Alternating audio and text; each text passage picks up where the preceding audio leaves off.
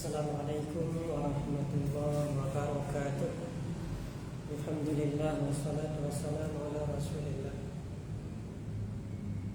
wa ala alihi wa sahbihi wa mawala amma ba'du. Puji syukur milik bagi Allah Subhanahu wa taala, salawat dan salam kita sajikan kepada baginda Rasulullah sallallahu alaihi wasallam. Para pendengar dimanapun Anda berada, baik ini merupakan kajian kita yang rutin setiap malam Kamis ataupun hari Rabu setelah maghrib. Kita akan selalu mengadakan kajian ini, yaitu terkait dengan fikih sholat ataupun fikih terkait dengan sholat.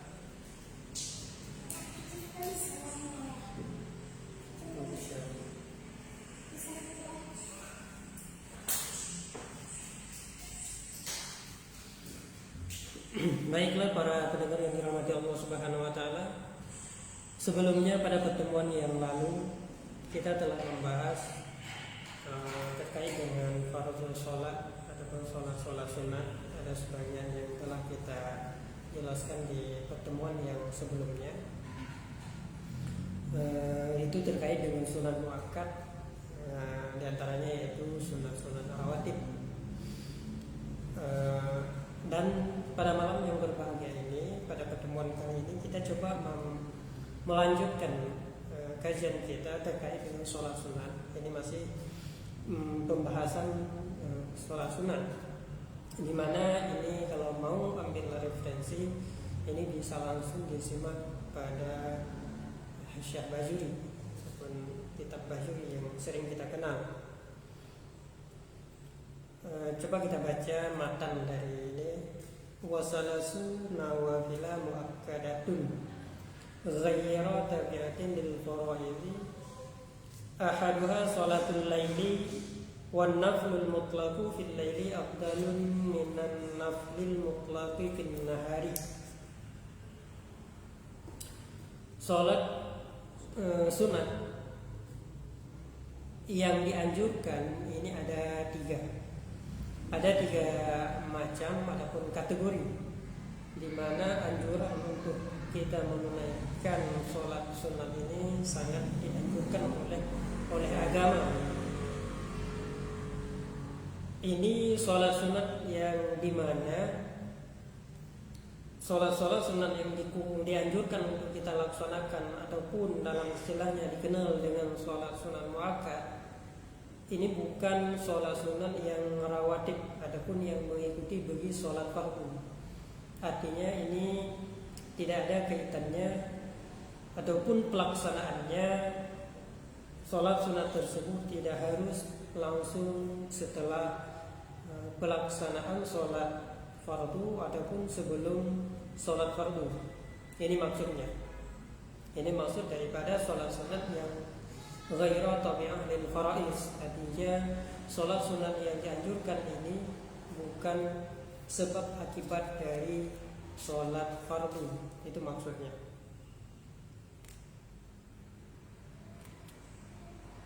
Nah, yang pertama sholatul laili. Yang pertama sholat sunat yang dianjurkan oleh agama adalah sholat laili, yaitu sholat pada waktu malam. Ini dalam ibarat, adapun referensi yang lain kalau kita mau melihat, biasa kita kenal dengan sholat tahajud. Ini dikenal dengan sholat tahajud ataupun biasa kita mengenalnya adalah sholat tahajud. Namun secara ibarat yang umum, sholat sunat berarti sholat malam, berarti ini tidak terbatas pada, kalau kita melihat secara ibarah adapun redaksi secara umum, ini menunjukkan bahwa sholat sunat pada malam itu tidak terbatas pada sholat sunat tahajud.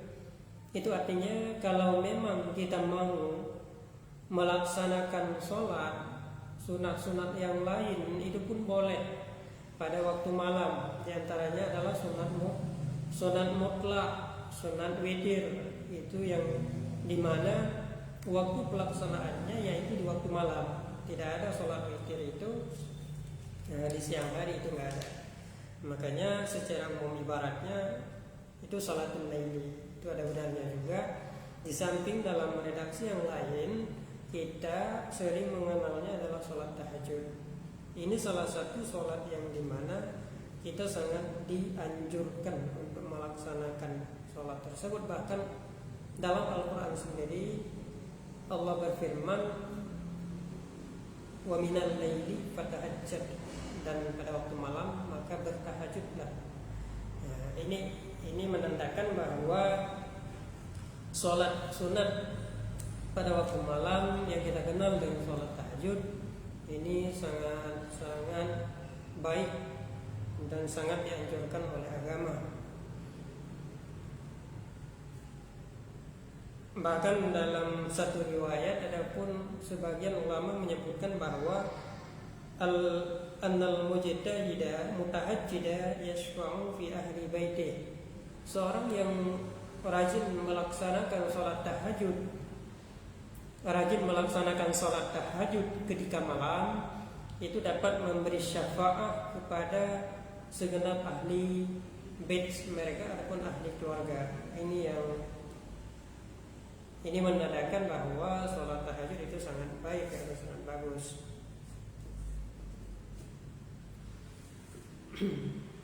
Ini kalau kita melihat salah satu cerita, ini ada kisah bahwa ini menandakan sholat malam itu sangat bagus dan sangat baik. Ini pernah seseorang bermimpi seperti yang dikayakan oleh Imam Al-Ghazali sendiri di dalam hasyiahnya, bahwa Syekh Junaid Al-Baghdadi pernah dimimpikan oleh seseorang. Artinya seseorang pernah bermimpi bertemu dengan Syekh Junaid Al-Baghdadi. Ini menurut riwayat orang tersebut bertanya kepada Syekh Imam Al-Baghdadi, apa kata beliau, apa kata orang tersebut, adapun apa pertanyaannya. Faqila lahu ma fa'alallahu bika ya Junaid, apa yang Allah telah lakukan, apa yang Allah telah berikan kepada engkau wahai Junaid Al-Baghdadi. Ini seperti yang telah kita pahami bahwa bersama kalau Imam Junaid Al-Baghdadi ini adalah salah seorang ulama sufi, ketasawufannya sangat dikenal. Artinya kedekatan beliau kepada Allah itu sangat bagus dibandingkan dengan kita ini. Ini orang yang bermimpi ini ingin menanyakan apa yang telah diberikan oleh Allah atas apa yang telah dikerjakan oleh Imam Al-Baghdadi tersebut. Karena kalau kita lihat memang banyak sekali amalan-amalan adapun ubudiyah yang dikerjakan oleh Syekh Junaid. Nah, oleh karena demikian dalam mimpi tersebut beliau ingin menanyakan apa yang Allah karuniakan terhadap begitu besarnya adapun begitu banyaknya amalan yang telah dikerjakan oleh Syekh Junaid Al-Baghdadi. Apa kata beliau? Syekh Junaid Al-Baghdadi menjawab, tahab tilkal isyarah. Jadi petunjuk yang semasa hidup beliau telah beliau arahkan ataupun berikan kepada pengikut-pengikutnya. Ini menurut apa yang diceritakan dalam calitra ini, bahwa petunjuk-petunjuk yang beliau lakukan semasa hidup ini tidak akan memberi manfaat apa-apa, kata beliau. Jadi tidak ada pahala yang beliau dapati dari apa yang beliau kerjakan. Ini bukan menandakan bahwa amalan kebaikan yang kita lakukan ini berupa dakwah dan sebagainya tidak ada faedah. Ini menunjukkan bahwa begitu besarnya amalan yang beliau lakukan, tetapi ada sisi yang lain yang Allah nilai. Yang ini nanti akan diceritakan selanjutnya. Apa kata beliau? Isyarah ataupun petunjuk yang beliau berikan, ajarkan kepada pengikut-pengikut beliau ini la tanfa, tidak ada manfaat sekalipun. Dan begitu juga sambung Junaid dalam mimpi tersebut, wa ghabat tilkal ibarah wa lam tanfa tilkal ibarah allati kunna nu'addiru biha lil muridin sawabaha.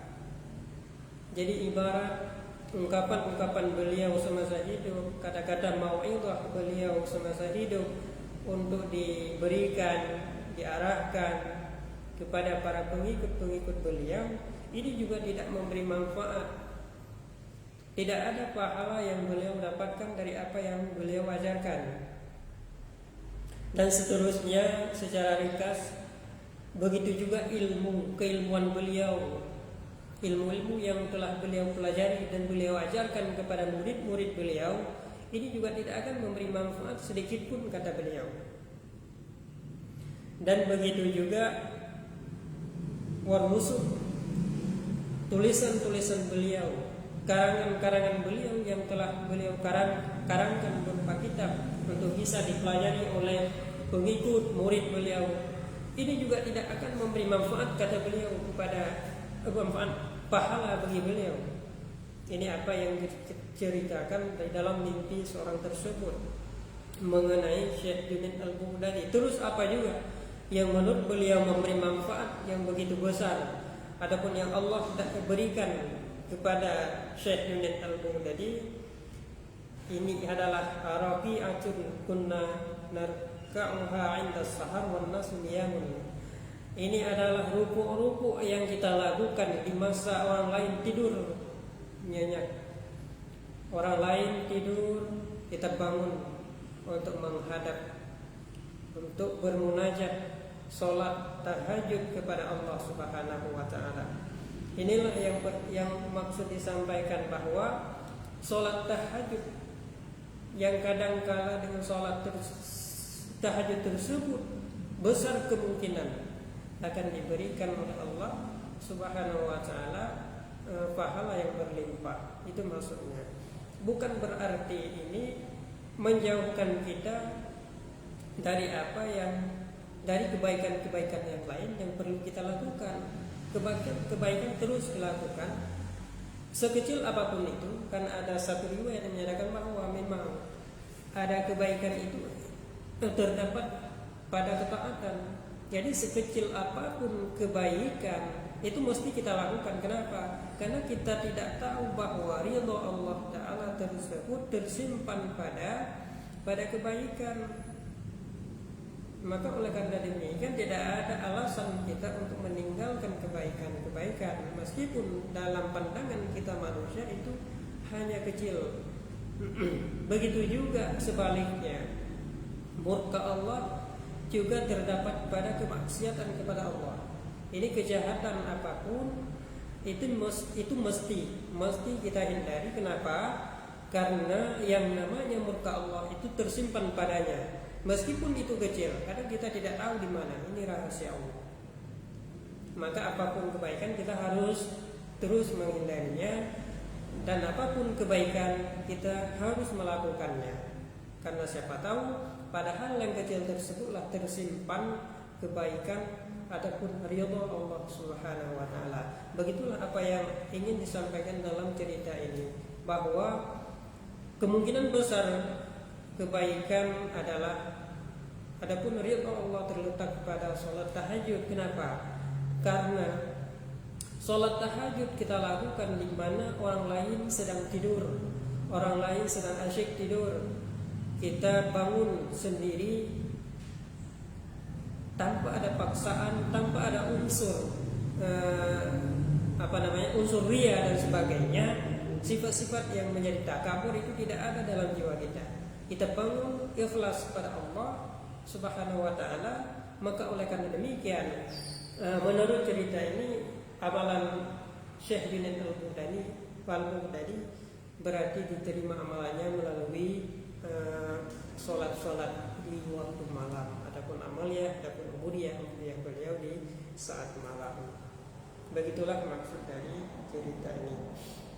Bukan berarti kita harus menghindari dari melakukan kebaikan yang lain terus kita bangun malam saja, enggak seperti itu. Itu maksudnya. Sholatul laili, sholat malam itu baik itu sholat tahajud atau sholat witir, itu bagian dari sholat malam. Nah, sampai di situ kita lanjutkan, wan naflu mutlaqu bil laili afdalu minan nafli mutlaqi bin nahari. Ini sholat sunat mutlak di waktu malam itu lebih afdal ketimbang kita melaksanakan sholat mutlak di siang hari. Karena sholat mutlak ini tidak terikat pada waktu dan tidak terikat pada sebab, maka pelaksanaannya boleh saja dilakukan baik itu malam ataupun siang hari. Nah, oleh karena demikian, bila kita komparasikan dengan dua waktu tersebut, ini lebih baik kita melaksanakan sholat mutlak itu di waktu malam ketimbang kita melakukan sholat mutlak di waktu di siang hari. Ini alasannya juga seperti yang dikemukakan tadi, bahwa sholat sunat mutlak di waktu malam, adapun ibadah kebajikan apapun di waktu malam itu lebih fokus dan lebih terhindar daripada sifat yang namanya riya bila dibandingkan dengan apa yang kita lakukan di siang hari. Ini kita tidak fokus. Kadang niat-niat kita itu pergi kemana-mana, tidak fokus kepada hanya Allah yang kita sembah. Itu maksudnya. Wan naflu wasatal laili afdalun thumma akhirahu afdalun wa hadha liman qassama al-laila aslasan. Adapun sholat sunat di pertengahan malam itu terlebih baik dibandingkan dengan awal malam, dan seterusnya lebih baik secara tahap di terakhir atau sepertiga malam. Itu jika kita memang membagikan malam itu dalam 3 bagian. Dalam 3 bagian kita bagi, ini mana bagian yang lebih afdal, bagian yang pertengahan. Bagian pertengahan ini lebih afdal, dan seterusnya terlebih afdal ialah bagian yang sepertiga terakhir ataupun sepertiga malam terakhir. Ini lebih baik. Dan yang ketiga ya sepertiga awal, yaitu jika memang kita membagikan malam ini dalam 3 bagian.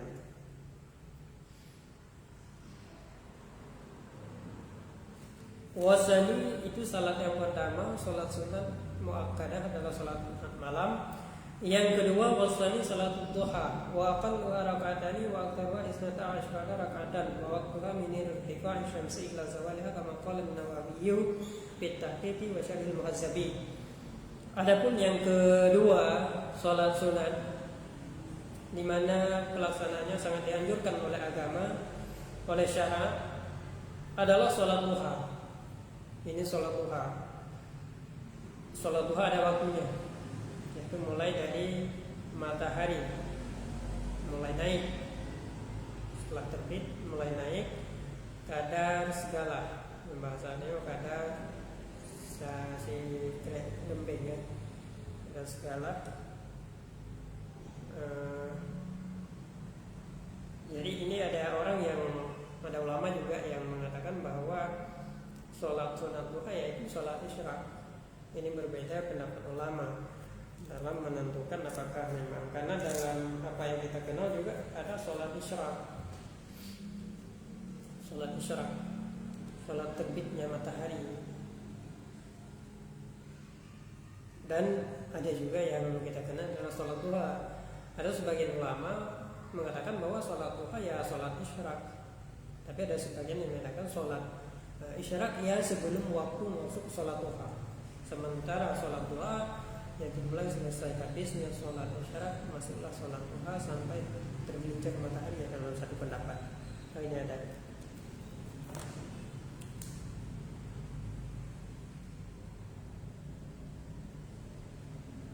Seperti dalam syarah Ar-Ramli mengatakan bahwa sholat isyraq yaitu sholat duha, itu sama. Jadi sama, kalau kita melaksanakan sholat isyraq ya kita telah melaksanakan sholat duha. Adapun hadis ataupun kelebihan tentang sholat duha itu sangat banyak. Dan ada juga ibarat yang mengatakan bahwa sholat duha ya sholat duha, sholat isyraq ya sholat isyraq. Beda-beda, seperti yang telah saya jelaskan tadi. Adapun doa sholat duha, semua orang mungkin yang sering melakukan sholat duha, ini memang rutinitas aktivitas beliau ini melaksanakan sholat duha setiap harinya, ini doa itu sudah dihafal. Doa Allahumma in kana rizquna bis-sama'i fanzilhu, ataupun dalam secara mutakallim mudah, Allahumma in kana rizqi bis-sama'i. Ini terserah kalau menggunakan mutakallim ini boleh, kalau wadah sendiri ya boleh juga. Zamir jamak boleh, zamir mufrad boleh, terserah. Allahumma in kana rizquna bis-sama'i fanzilhu wa in kana fil ardi fa'khrijhu wa in kana mu'assiran fayasirhu wa in kana haraman fatahhirhu wa in kana ba'idan faqarribhu bihaqqi du'aika wa baika wa syama'ika wa qudratika wa qudratika atina ma'ataita ibadaka as-shalihin. Kita ada sebagian kita sudah hafal. Maka kalau kalangan santri ya memang ini jadi kewajiban, padahal sunat, tapi karena hidayah ini bagian dari kewajiban. Tapi wajib farzi, wajib diwajibkan oleh pondok pesantren di mana tempat mereka belajar ya. Pertama untuk mendidik para santri untuk giat ataupun rajin dalam melaksanakan ibadah sunnah. Jadi tidak ada salahnya. Itu jangan ditentang, ini sudah wajib padahal sunnah. Enggak. Ini namanya nanti wajib farzi. Ataupun kewajibannya belakangan, artinya diwajibkan karena alasan ya, karena pondok ataupun pesantren di mana dia belajar diwajibkan. Pada hukum dasarnya ya memang sunnah. Mungkin cukup sekian sudah dipahami. Yang kedua adalah sholat duha wa aqallu raka'atan wa aktsara 11 raka'atan. Jadi sekurang-kurang sholat sunat duha yaitu 2 rakaat. Kalau memang kita tidak mampu sebanyak-banyaknya 12 rakaat, kita cobalah melakukannya dalam 2 rakaat. Ini ada hadis Nabi tentang sholat sunat, bahwa Nabi, seorang sahabat melihat Nabi melakukan sholat duha tersebut seolah-olah tidak pernah meninggalkan sholat, dan melihat Nabi tidak sholat seolah-olah tidak pernah sholat. Jadi Nabi hanya selalu juga tiap hari melakukan sholat duha. Nah, kadang-kadang kalian lagi hadang semayang di Nabi, lagi hadang semayang di Nabi sholat tersebut. Padahal ada hadang semayang, menasib dari kalang semayang tapi lagi-lagi hadang tiup nih. Padahal nanti bahas lagi, artinya tidak, Nabi sendiri tidak melakukan sholat tersebut terus menerus sepanjang hidup. Ini alasan-alasannya juga telah diberikan oleh ulama.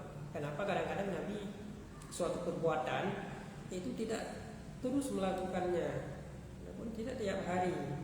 Ada waktu-waktu yang memang kadang Nabi tidak melakukannya. Ini alasan-alasan juga dikemukakan oleh ulama. Misalnya alasannya adalah biar ini tidak ada kewajiban nanti kepada umat. Karena ketika Nabi sudah melakukan tiap hari dan terus menerus, ini nanti ditakutkan akan jadi beban kepada umat. Oleh karena demikian Nabi tidak melakukannya setiap hari terus menerus, karena dulu itu sahabat apapun yang dilakukan oleh Nabi akan diikuti. Nah, kalau Nabi terus menerus setiap hari melakukan sholat sunat duha, otomatis ini para sahabat juga akan mengikut.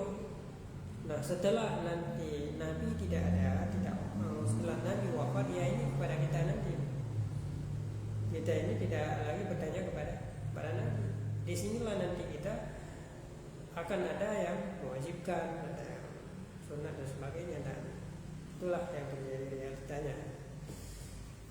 Baik para pendengar, para penyimak yang dirahmati Allah Subhanahu wa taala, inilah sekurang-kurang sholat sunat duha yaitu 2 rakaat, dan sepanjang itu 12 rakaat. Kalau kita mampu ya dilaksanakan 12 rakaat.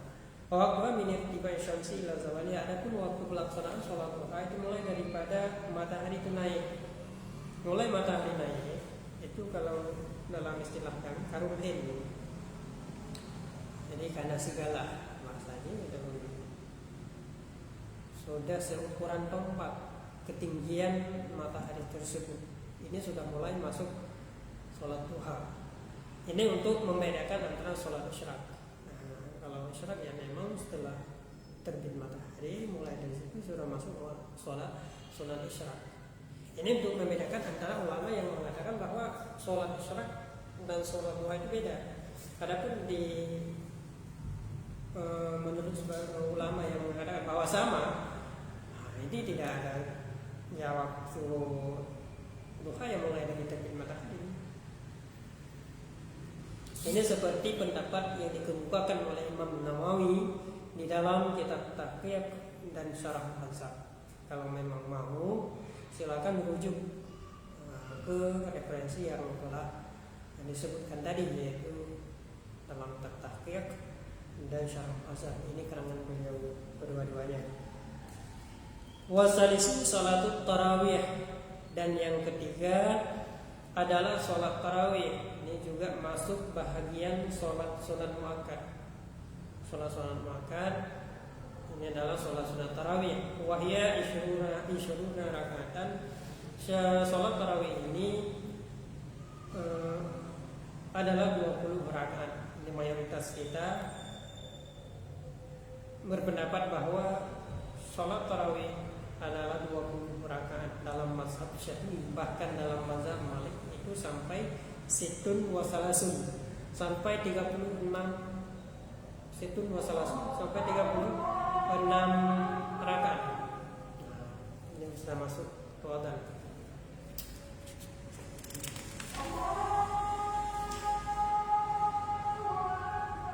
Mungkin kita cukupkan di sini saja. Ini terkait dengan sholat tarawih.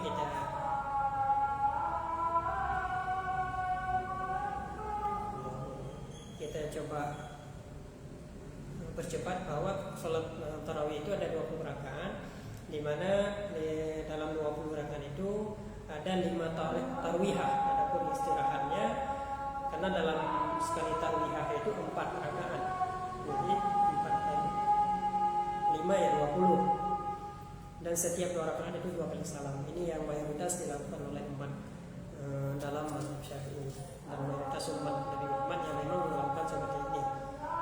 Ada perbedaan-perbedaan mungkin dari orang lain, itu saya tidak berkomentar di sini.